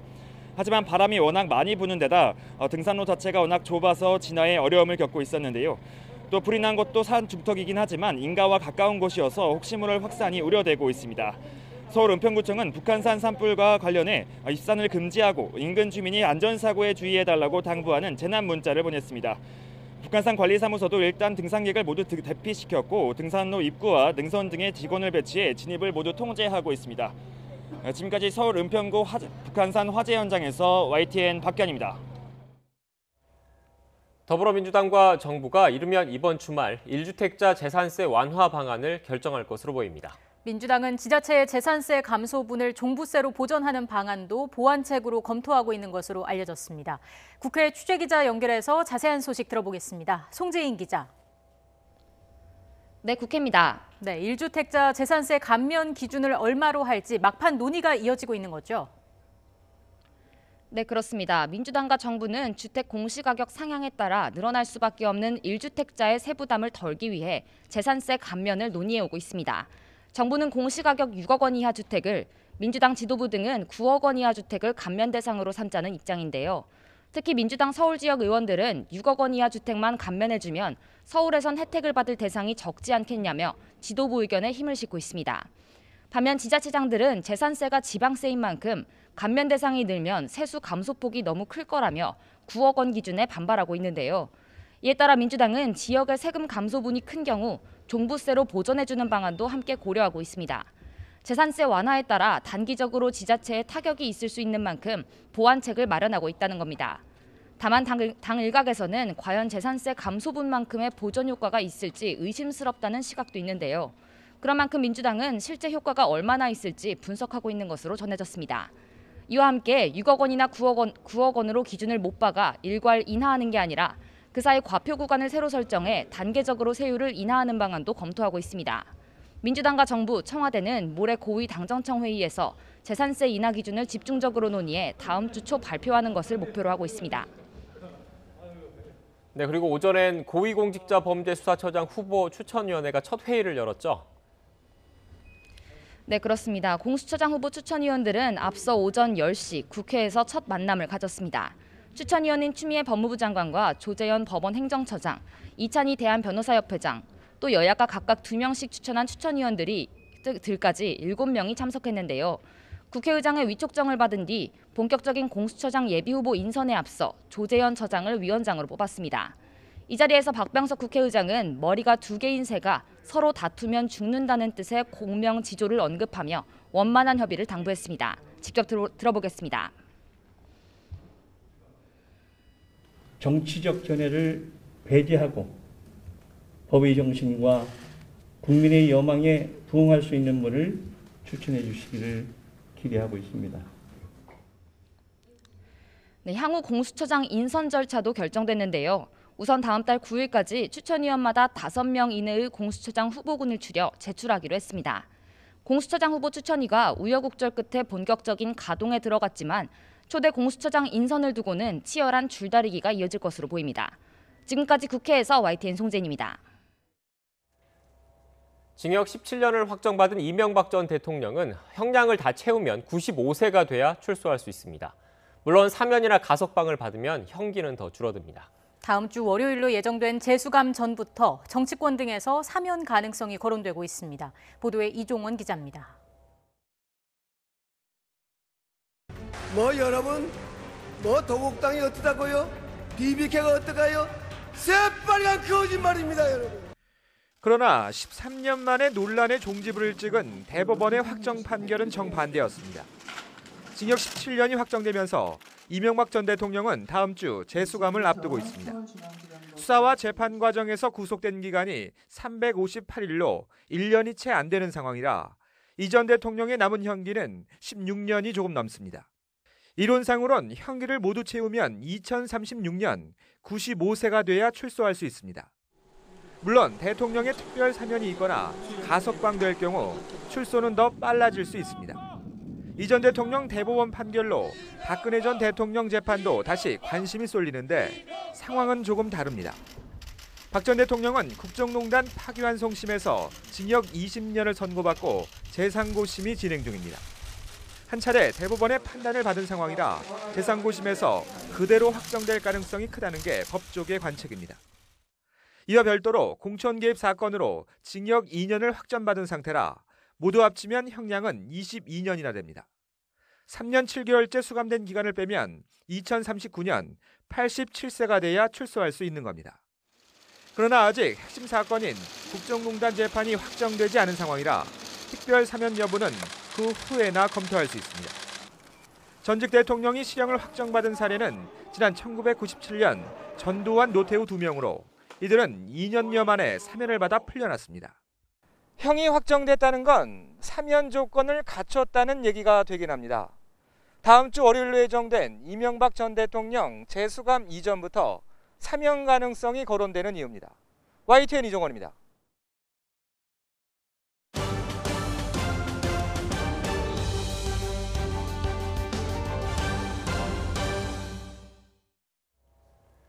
미국 대선의 풍향계 역할을 하는 곳, 경합주 가운데 가장 많은 선거인단이 걸려있는 플로리다입니다. 지난 2016년 대선 때는 1.2%포인트 차이로 트럼프 대통령이 이겼지만 이번에는 1%포인트 차이도 나지 않는 것으로 나타나고 있습니다.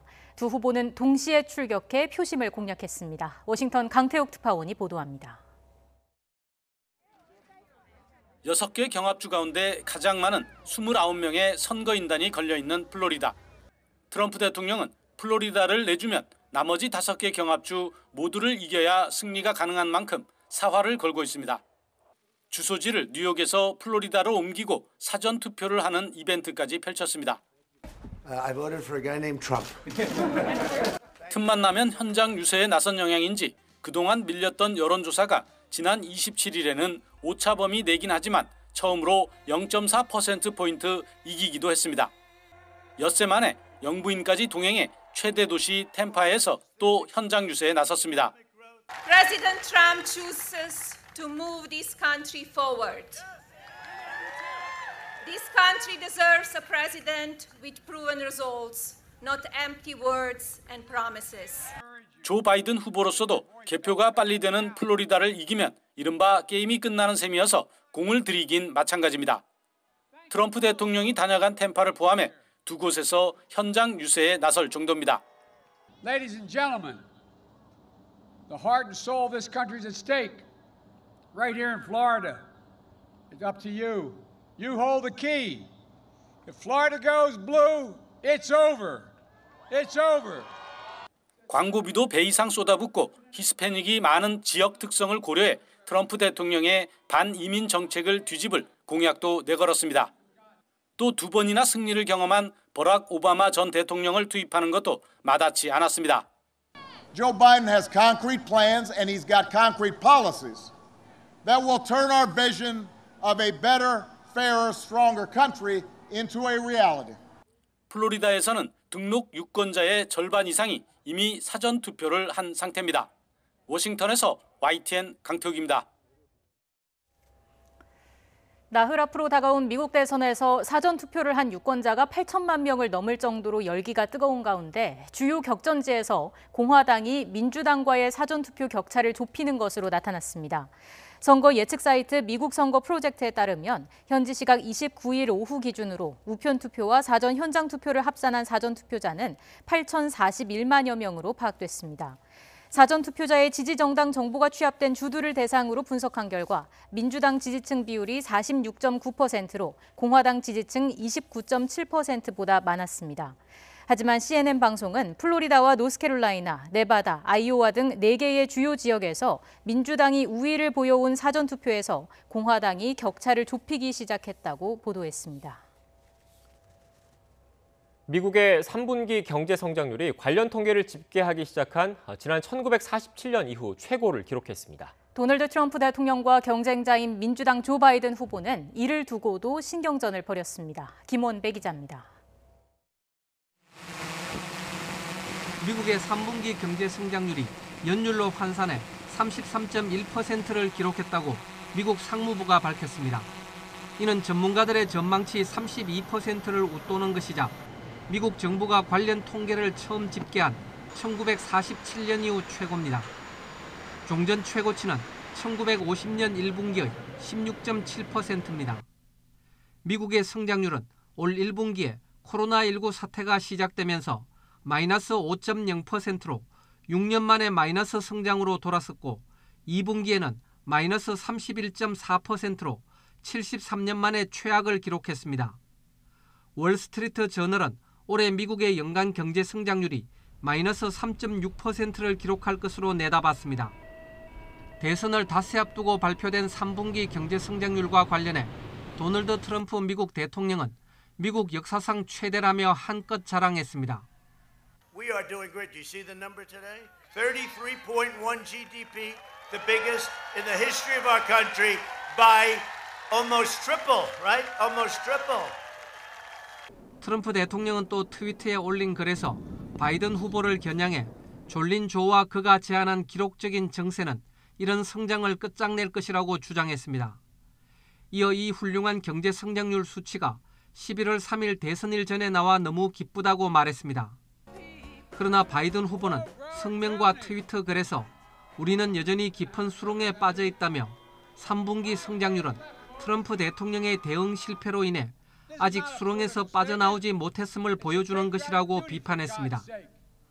올 3분기가 최고 성장률을 기록했지만 전년 동기인 지난해 3분기보다는 2.9% 감소해 아직 완전하게 코로나19의 충격에서 벗어난 것은 아니라는 분석이 지배적이기 때문입니다. 바이든은 또 저소득층이 어려워지지만 부유층 경제는 빠르게 반등하며 양극화를 심화시키는 K자 회복이 이루어지고 있다고 지적하고 트럼프 대통령은 여전히 이 위기를 극복하고 우리를 전진시킬 계획이 없다고 공격했습니다. YTN 김원배입니다. 국정감사 이후 윤석열 검찰총장의 정치 참여 가능성을 놓고 여야의 설전이 더 뜨거워지고 있습니다. YTN 시사토크 알고리즘에 출연한 더불어민주당 정청래 의원은 윤 총장이 정치를 한다면 국민의힘에는 재앙이 될 것이라고 전망했지만 국민의힘 장제원 의원은 범야권의 유력 주자가 될 수 있다고 기대했습니다. 이경재 기자입니다. 윤석열 검찰총장은 지난 22일 국정감사에서 정치 참여 질문에 즉답을 피했습니다. 그렇다고 참여 가능성을 완전히 닫지도 않았습니다. 우리 사회와 국민들을 위해서 어떻게 봉사할지 그런 방법은 좀 천천히 퇴임하고 나서 한번 생각해 보겠습니다. 사실상 출마 가능성을 내비친 것 아니냐는 해석이 나오면서 정치권은 뜨겁게 반응했고 차기 정치 지도자를 묻는 여론조사에서도 15.1%로 여권의 이재명 지사, 이낙연 대표와 함께 빅3를 형성했습니다. YTN 시사토크 알고리즘에 출연한 더불어민주당 정청래 의원은 이런 현상이 국민의힘에 오히려 독이 될 거라 전망했습니다. 윤석열 총장이 지금 본인의 정치 여부와 관계없이 야권 대선 주자 1위지 않습니까? 국민의힘으로서는 재앙이죠. 다른 잠룡들이 클 수 있는 것을 다 소뚜껑으로 누르고 있어요, 지금. 윤 총장 본인도 국민의힘이 아닌 제3의 길을 택할 거라고 정 의원은 내다봤습니다. 국민의힘에 들어가는 순간 지금까지 민주당을 공격하거나 조국을 괴롭혔거나 이런 모든 것이 국민의힘 가려고 그랬구나. 이 수모를 못 견디는 사람이에요. 안 갑니다. 만약에 정치를 하고 싶으면 국민의힘과 경쟁하는 또 다른 야당의 정치를 할 거예요. 국민의힘 장제원 의원은 당내에 뚜렷한 대권 후보가 없는 현실에서 야권 선두주자로서의 윤 총장의 역할을 기대했습니다. 대선을 끌고 갈 수 있는 후보가 있어야 돼요. 그 후보가 없으면 계속 이 당은 후보가 없는 사람이 없는 정당이 돼버리거든요. 이렇게 이끌어 나가게 되면 기존의 잠룡들의 발걸음이 빨라질 수밖에 없어요. 정권 교체를 위해선 대선 전에 야권의 정계 개편이 불가피하고 범야권의 단일 후보로서도 경쟁력이 있다고 윤 총장을 추켜 세웠습니다. 범야권이 모두 결집해서 한 명의 후보를 만들어내는 것, 이것을 해내지 못하면 우리는 필패합니다. 그런 결단을 만들어내는 역할을 이분이 여왕벌로서 할 수도 있다. 윤 총장 대망론에 대한 두 위원의 토론과 함께 이번 21대 첫 국정감사를 되짚고 진단해본 시사토크 알고리즘은 오늘 밤 11시에 방송됩니다. YTN 이경재입니다. 북한이 서해 공무원 피살 사건의 우선적인 책임은 우리 측에 있다고 주장하면서 자신들에 대한 모략 소동을 중단하라고 요구했습니다. 우발적 사건이 남북관계를 파국으로 몰고 갔던 전례가 되풀이되지 않기를 바란다면서 분별 없는 대결망동이 더 큰 화를 불러올 수도 있다고 경고했습니다. 보도에 황혜경 기자입니다. 북한이 서해 공무원 피살 사건에 대해 다시 입을 열었습니다. 조선중앙통신을 통해 이번 사건은 코로나로 인해 어느 때보다 긴장된 시기에 예민한 열점수역에서 자기 측 주민을 제대로 관리 통제하지 못한 남측의 우선적 책임이 있다고 주장했습니다.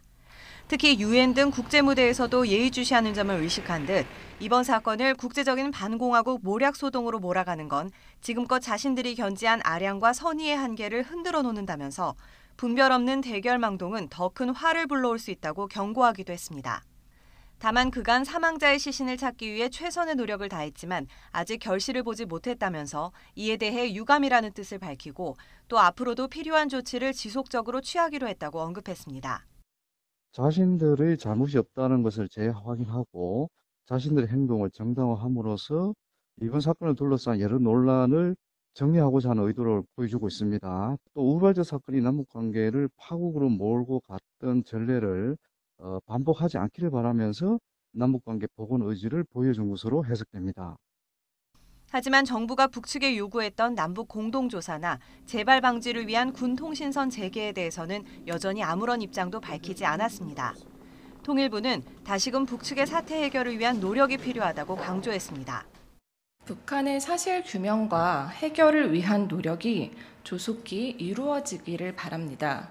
이를 위해서 남북 간 소통을 위한 군 통신선의 우선적 연결을 촉구한다라는 말씀을 드리도록 하겠습니다.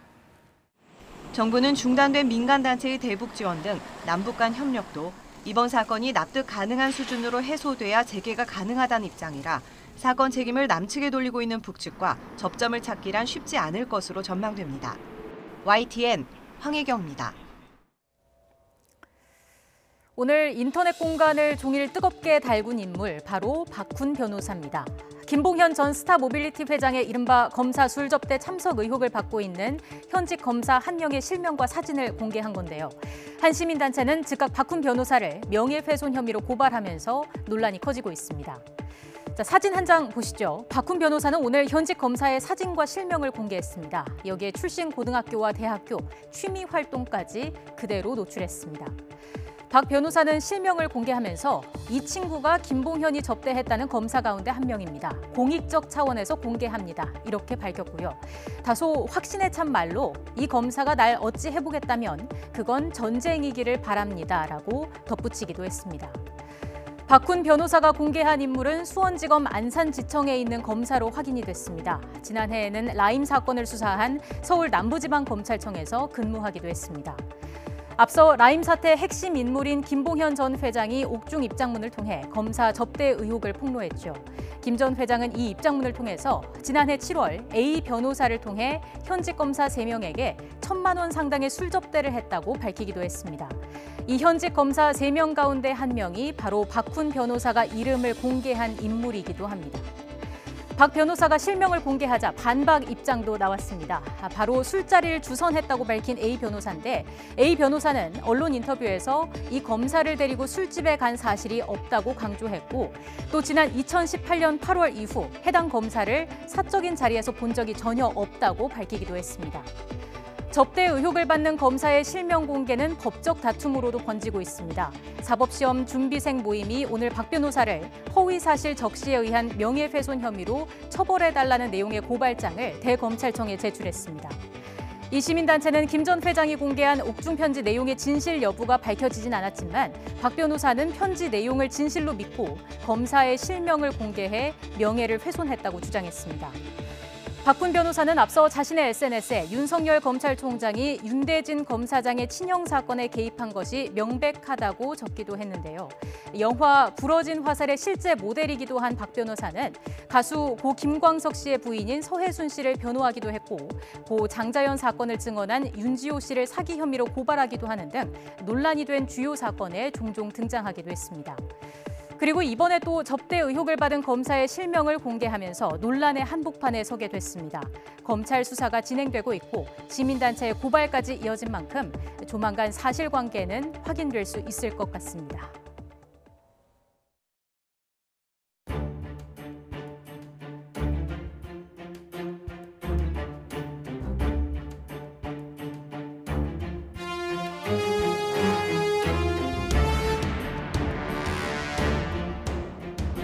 애로사항도 들어보고 또 좀 뭐 등도 두들겨주고 이렇게 하려고 온 거니까.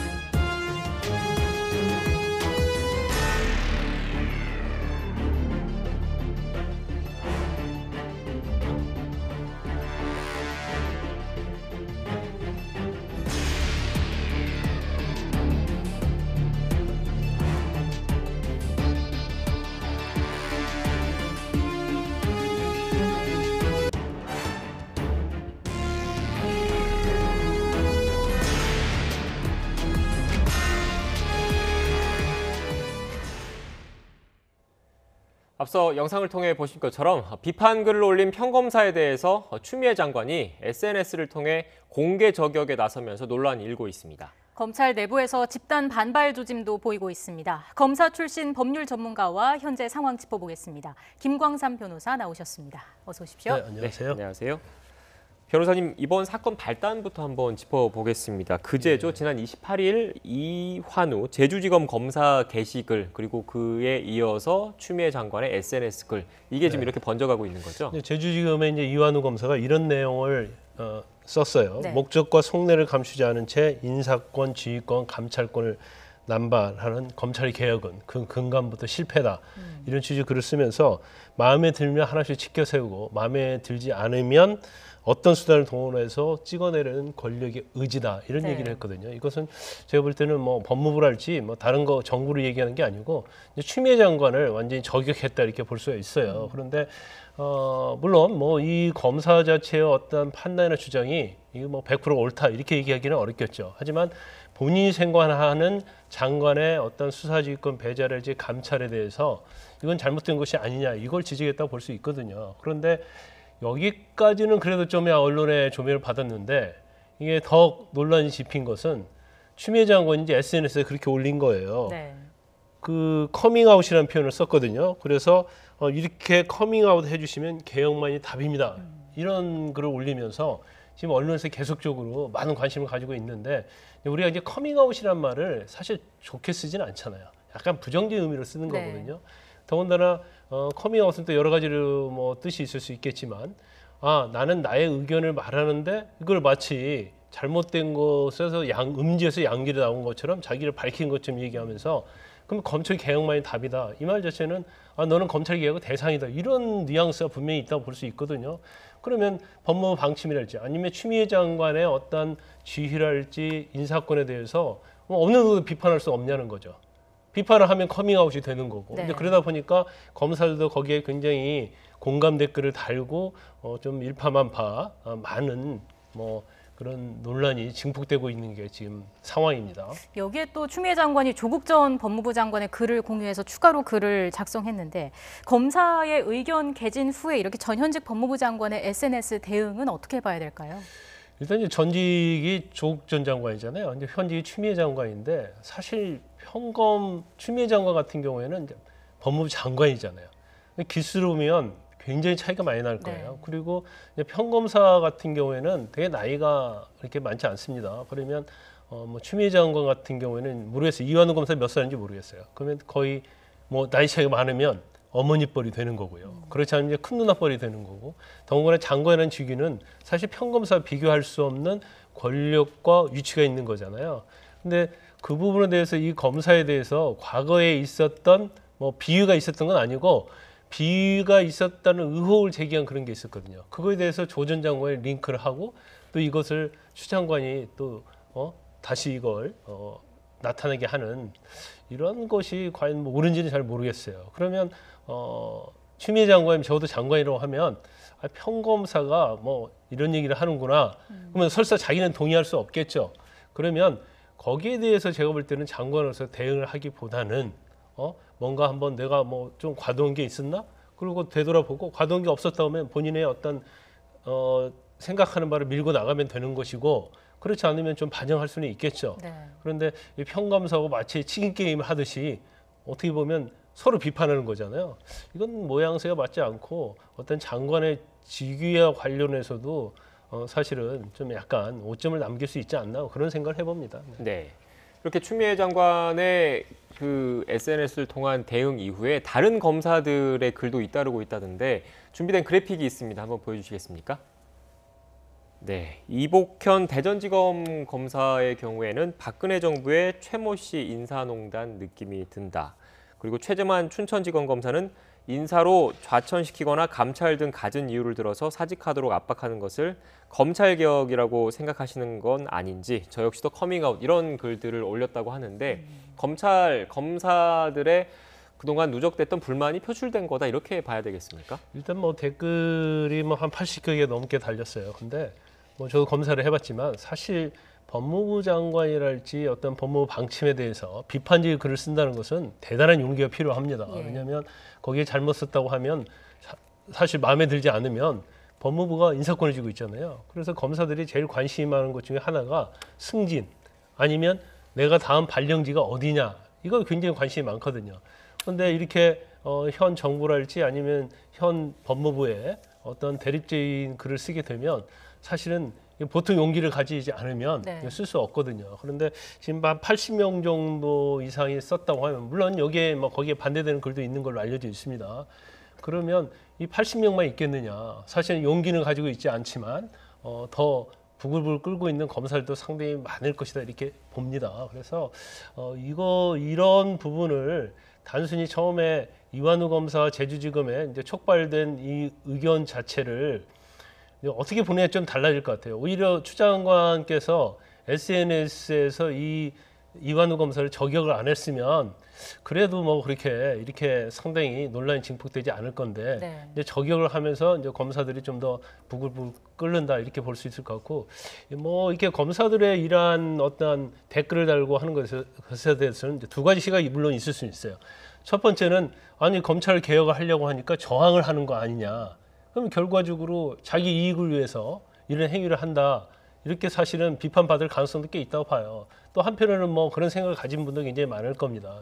근데 또 한편으로 보면 이게 도가 지나친 거 아니냐. 적어도 어떠한 검찰에 대한 인사랄지 지휘랄지 감찰에 있어서는 검찰의 정치적 중립성과 검찰권의 남용을 관해서 사실은 바른 길을 갈 수 있도록 하는 그 정도 선에서 이게 행사가 돼야 하는데 정치인이라는 추미애 장관이 들어와서 너무 모든 걸 정치적으로 해결하려고 하는 것이 아니냐. 또 이런 반발도 충분히 있을 수 있다고 봐요. 그래서 두 가지 시각을 가지고 너무 과도하다고 한다면 물론 그거에 대한 비판을 해야겠죠. 하지만 그렇지 않다고 한다면 검찰 개혁의 방향에 대해서 사실은 어떤 식으로 검사들의 의견을 반영할 것인지. 왜냐하면 검사들이 사실 검찰 개혁이 어떻게 보면 대상이 되는 거지만 한편으로 보면 주체가 될 수 있는 거거든요. 그러면 사실 이걸 객체로서만 끌고 갈 게 아니고 의견을 취합하고 그중에서도 합리적 의견이 있다고 한다면 어느 정도 반영하는 그게 바로 문재인 정부가 추구하는 것이고 공감을 하는 그런 개혁이 될 수 있다고 봅니다. 지금은 댓글 수준이지만 뭐 법무부의 진화가 없을 시에는 집단 행동으로 나설 수도 있다, 이런 가능성도 거론이 되고 있고요. 평검사 회의 소집에 대한 얘기도 나오고 있습니다. 평검사 회의라는 게 사실 그렇게 자주 열리는 게 아니잖아요. 이례적인 좀 경우에 열리는 거죠. 저는 이제 개인적으로 볼 때 더 이상 이제 법무부나 추미애 장관이 입장을 나타내지 않고 네. 마치 지금 댓글을 달고 있는 검사들이랄지 아니면 반대 의견을 밝힌 검사에 대해서 저격을 하지 않으면 뭐 이 상태에서 잠잠해질 가능성이 크다고 봐요. 왜냐하면 워낙 이제 검찰 개혁이라는 시대적 흐름, 이슈가 강하기 때문에 사실 본인이 정말 옳다고 생각하고 이 얘기를 해도 그것이 잘못하면 검찰 개혁을 반대하는 것처럼 비칠 수 있기 때문에 네. 사실은 의견을 낸다는 게 굉장히 어렵거든요. 그래서 이 정도 선에서 이제 법무부랄지 장관이 뭐 용인을 한다고 하면 그러면 더 이상 일파만파 안 될 거라고 봐요. 하지만 여기에다 대고 또 추미애 장관. 근데 추미애 장관 스타일이 사실은 이렇게 듣고 가만히 있지 못하는 스타일이란 말이에요. 그리고 또 여기에 대해서 또 반박을 하게 되면 제가 볼 때는 아마 좀 더 검찰의 어떤 내부 반발이 조직화될 수 있다. 그게 좀 우려되는 대목이고, 이제 방금 평검사 회의에 대해서 얘기했잖아요. 이전에 평검사 회의가 상당히 있었어요. 이제 그것은 검경 수사권 조정이랄지 아니면 검찰총장의 정치 중립성과 관련된 문제에 있어서 많은 얘기가 나왔지만 사실 지금 나오는 어떤 이 프로세스에 나오는 의견이랄지 댓글과는 비교가 안 돼요. 그때는 물론 뭐 2003년도에 노무현 장관과 관련해서 강금실 법무부 장관이 기수 파괴해서 뭐 서열을 파괴한 승진을 하려고 할 때도 좀 문제가 있었지만 네. 제가 볼 때는 이 정도는 강하지 않았다고 보거든요. 그래서 여기에서 잠잠해지면 모르겠지만 만약에 이러한 이슈를 놓고 평검사 회의를 하게 된다고 한다면 이것은 완전히 이제 불을 지피게 되는 거예요. 점화가 되는 거라고 볼 수 있는 거거든요. 그리고 평검사 회의를 하게 되면 사실은 추미애 장관이랄지 법무부의 방침을 옹호하는 검사도 있을 수 있고 반대하는 검사도 있을 거 아니에요. 예. 그럼 이게 치열하게 논쟁을 하는 건 좋은데 만에 하나라도 어떠한 지금 댓글을 달고 있는 그런 검사들 쪽에 어떤 힘이 실린다고 한다면 이건 상당히 이제 정부에서도 어떻게 하기 어려운 그런 상황이 올 수가 있죠. 네. 지금 변호사님께서 쭉 검찰 내부 분위기, 또 검찰 출신이시니까 그동안 뭐 그 선후배 검사들과도 쭉 교분이 있으실 거잖아요. 검찰 내부 분위기를 말씀해 주셨는데 그 일각에서는 그 앞서 잠깐 그래픽 나오긴 했는데 이문정 대검찰청 검찰정책연구원 그 그래픽 좀 띄워주시겠습니까? 네, 이런 그 최근에 그런 검사들의 움직임에 대해서 우리 잘못을 질타하는 외부에 대한 성난 목소리만 있어서야 어찌 바른 검사의 자세라 하겠나. 먼저 검찰 내부의 자성이 필요하다. 이런 목소리도 있다는 것을 일단 시청자 여러분께 전해드리고 김광산 변호사와는 오늘 여기서 이야기 마무리하도록 하겠습니다. 네, 변호사님 오늘 말씀 고맙습니다. 고맙습니다.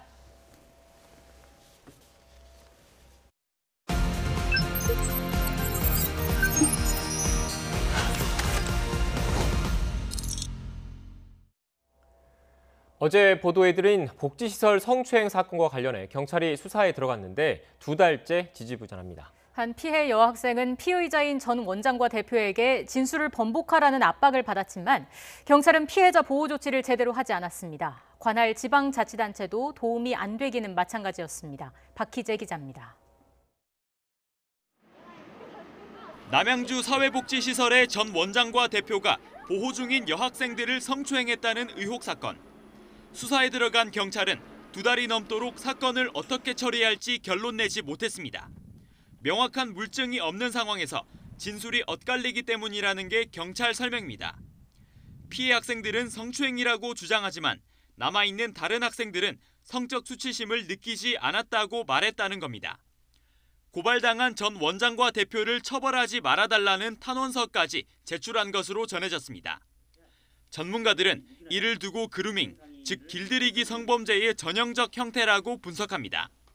시설에서 숙식을 해결하며 원장에 의존할 수밖에 없는 아이들이 성적으로 길들여졌을 가능성이 크다는 겁니다. 비폭력적인 방식으로 점진적으로 피해자의 삶에 침투해서 서서히 성적 자극에 둔감화시키는 것이 성적 길들이기 핵심이에요. 길들이기가 무서운 게 뭐냐면 잘 길들여진 아이는 폭로하지 않아요. 피해 학생의 신변 보호도 허술했습니다. 퇴소한 학생 한 명이 지난달 한 방송 프로그램에서 성추행 사실을 털어놓자 피의자인 두 목사가 두 차례나 찾아가 진술을 번복하라고 종용한 것으로 확인됐습니다. 저를 이 일에서 빼려면은 자기들도 저를 고소를 한 다음에 제 뒷받침이 됐던 사람들을 고소를 하고 저를 거기서 처벌을 안 되겠다고 빼야 된대요. 저를 무조건 먼저 고소를 하고 시작했는데요. 피해 학생 측은 바로 다음 날 경찰에 이 사실을 알렸는데 경찰은 한 달 가까이 지나서야 학생 측에게 신변보호가 필요한지 물어봤습니다. 관할 사회복지시설을 지도 감독할 의무가 있는 남양주시도 사건을 방관했다는 비판이 나옵니다. 피해자 측의 신고를 받고도 경찰 수사 결과를 지켜보겠다며 현장 점검조차 한 적이 없습니다. 경찰서에서 기소 의견이 나오면 그거를 보고 저희가 처분을 합니다. 시청에선 조사를 따로 안 했단 말씀이시죠? 네. 미지근한 수사와 뒷짐진 지자체의 관리가 추가 피해를 낳을 수 있다는 우려가 나옵니다. 지자체가 행정처분을 할 수 있으니 현장 점검을 할 수도 있는 겁니다. 특히 아무도 책임져 주지 않으니까 가해자는 범죄가 용이해지고 결국 피해자가 신고를 못하는 환경을 그 정부나 지방자치단체, 경찰이 방조하는 게 되는 겁니다. 피해자 2명은 다른 곳으로 떠났지만 보호시설엔 여전히 여학생 7명이 머물고 있습니다. YTN 박희진입니다. 유튜브와 블로그 등에서 특정 업체로부터 협찬이나 대가를 받고도 광고임을 밝히지 않는 이른바 뒷광고가 논란을 빚자 정부가 제재에 나서기로 했습니다. 정부는 오늘 정부 서울청사에서 유은혜 부총리 겸 교육부 장관 주재로 회의를 열고 이 같은 내용을 골자로 한 사회 분야 공정성 제고 방안을 마련했습니다. 내년 1월부터는 뒷광고를 한 광고주와 유튜버에 대해서 관련 매출액의 2% 이하 또는 5억 원 이하의 과징금을 부과하기로 했습니다.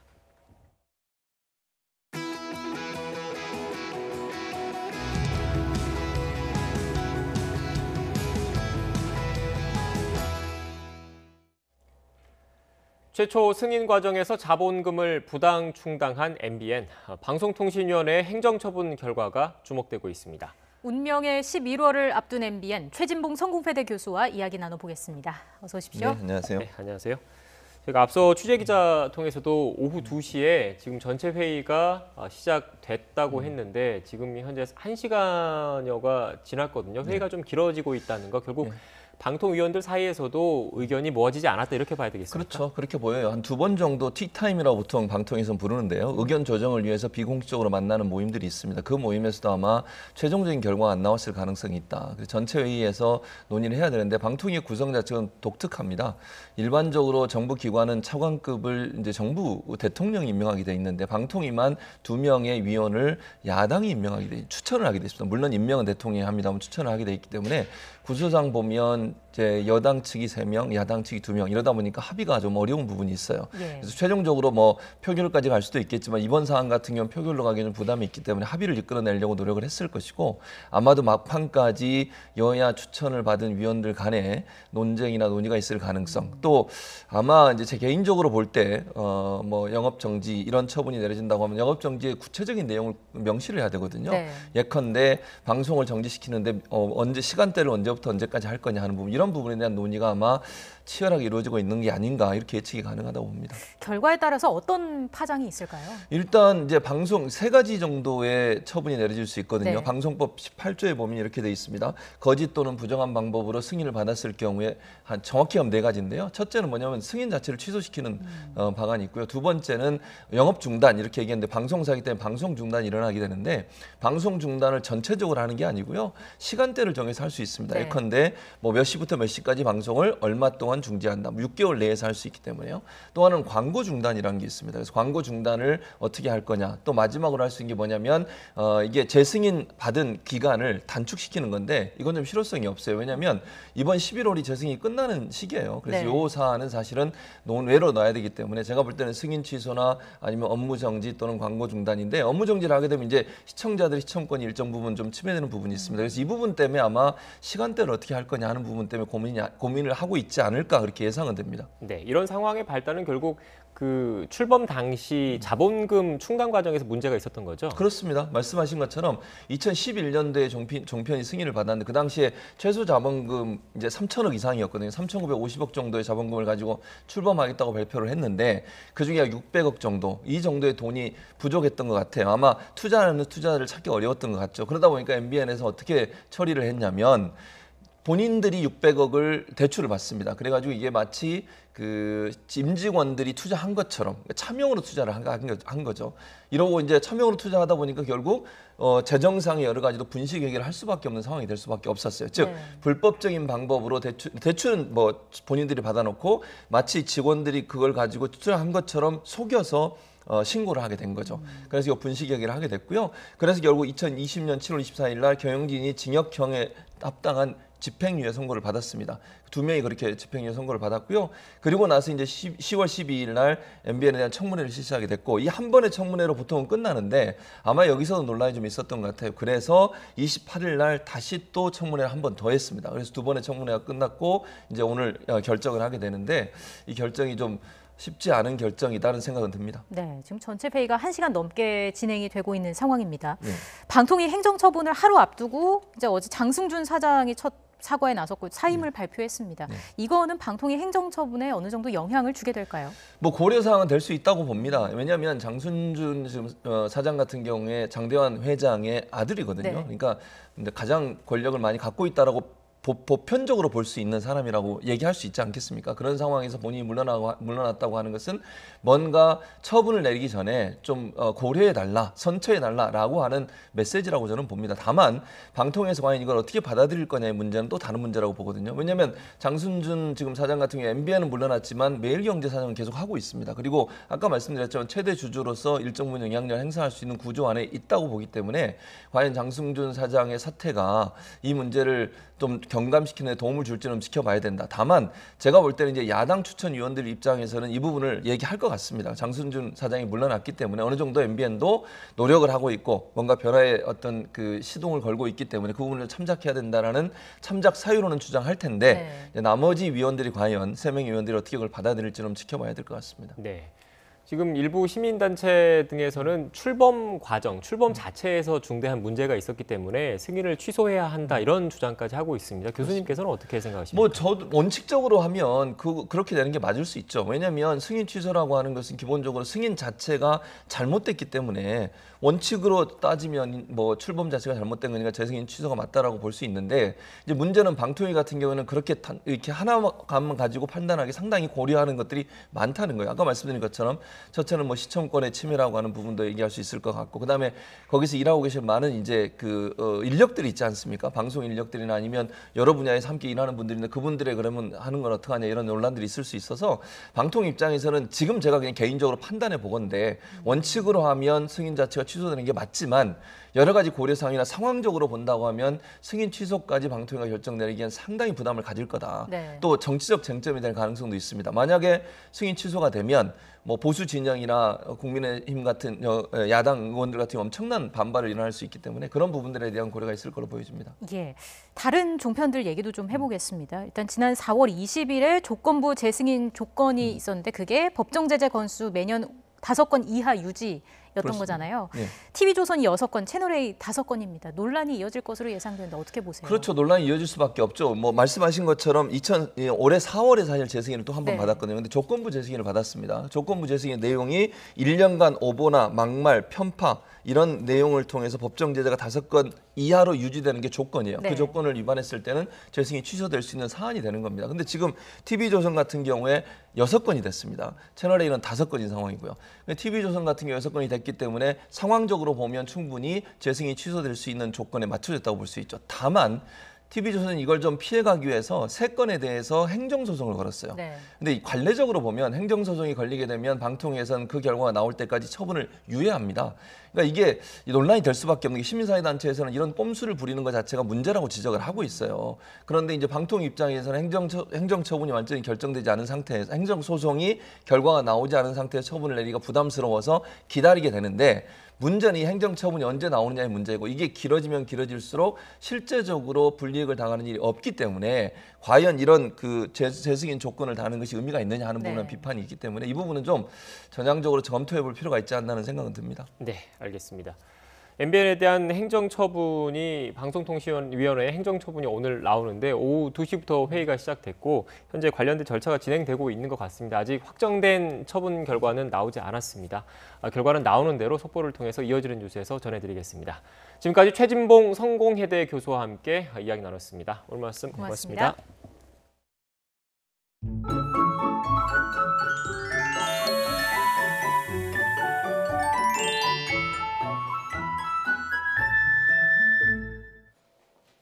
반짝 추위가 누그러지고 선선한 가을 날씨가 이어지고 있습니다. 오늘 서울과 대구의 낮 기온이 19도 안팎까지 오르면서 일교차가 10도 이상 크게 벌어지고 있습니다. 이번 주말에도 큰 추위는 없겠는데요. 다만 내일은 하늘이 다소 흐리겠고 일요일에는 서울 등 중부와 호남 지방에 비가 오겠습니다. 내일 전국이 맑다가 하늘에 구름이 많이 끼겠습니다. 아침까지 내륙 곳곳에는 서리가 내리고 얼음이 관측되는 곳이 있겠고요. 동해안에는 너울성 파도가 높게 일겠습니다. 다음 주 월요일에도 충청 이남 지방에 비가 오겠고요. 이후 다음 주 중반에는 서울 아침 기온이 0도까지 뚝 떨어지면서 초겨울 추위가 찾아오겠습니다. 날씨 정보였습니다. 더 뉴스 마치겠습니다. 저희는 다음 주에 다시 뵙겠습니다. 고맙습니다.